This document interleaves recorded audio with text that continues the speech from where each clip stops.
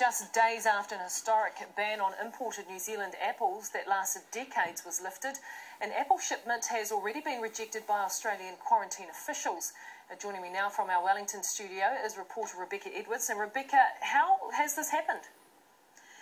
Well, good evening. The shipment of apples was rejected because Australian quarantine officers inspecting the apples here in New Zealand found the shipment to contain leaf matter and an insect.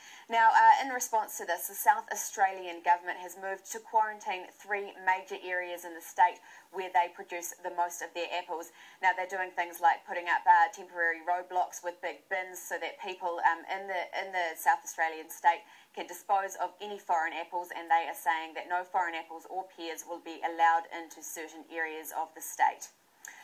So, Rebecca, what's been the reaction of growers here? This must be surely a setback.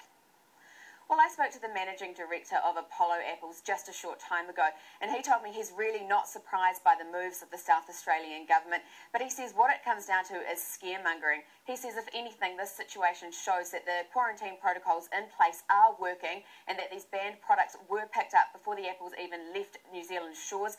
So he says the protocols in place are working and that the moves the government are making over in Australia is just scaremongering, and he's confident that things will work out. Thanks to Rebecca Edwards, live from Wellington.